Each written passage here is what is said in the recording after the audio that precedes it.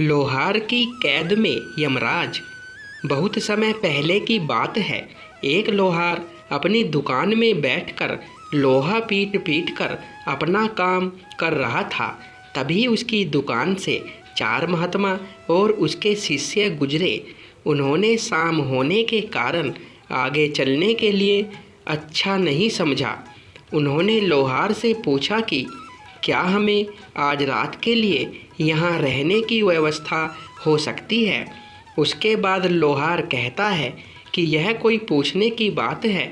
आप जैसे महात्माओं को शरण देने और मेहमान नवाजी करने का मौका तो बहुत ही किस्मत से मिलता है।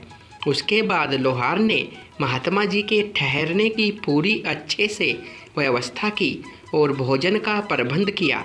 और उसके बाद दूसरे दिन जब महात्मा लोहार के यहाँ से जाने लगे तो महात्मा जी ने कहा कि मैं तुम्हारी सेवा और व्यवहार से बहुत प्रसन्न हूँ, इसीलिए तुम्हें 3 वरदान देना चाहता हूँ।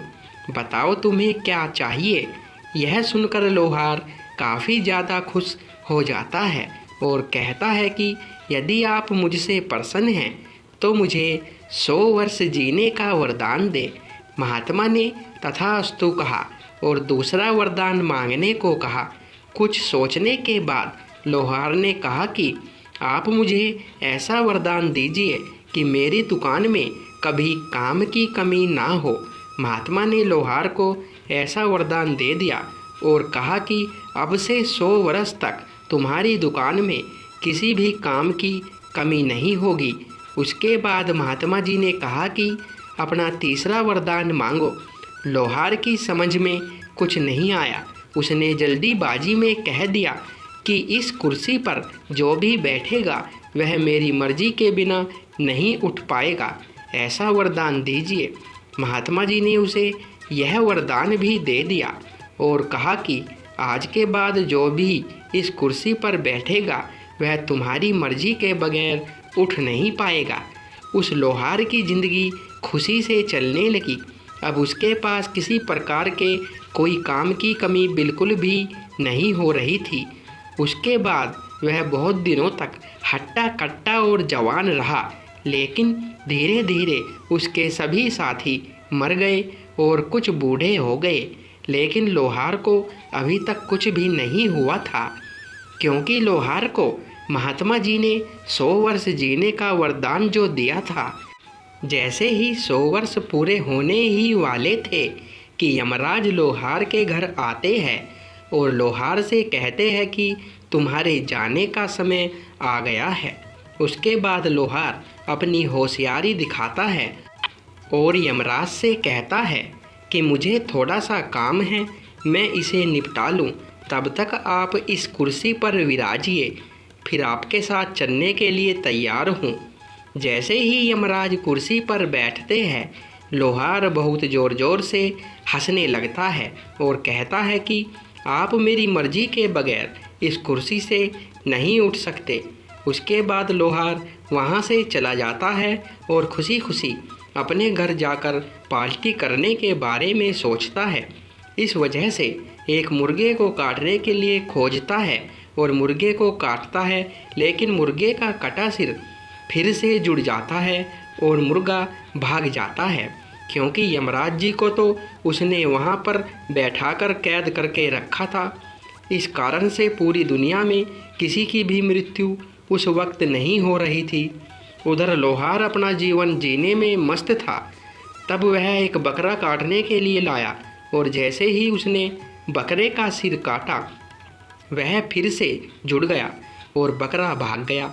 लोहार ने सोचा कि अब तो किसी की भी मृत्यु नहीं होगी और वह भी अब 100 वर्ष के बाद भी जीवित रहेगा। उसने सोचा कि चलो मैं अब दाल चावल और प्राकृतिक चीज़ खाकर ही गुजारा कर लूँगा। फिर उसने दाल चावल और प्राकृतिक चीज़ें खाना शुरू कर दिया। यमराज जी को उस कुर्सी पर बैठे करीब 1 साल बीत गया।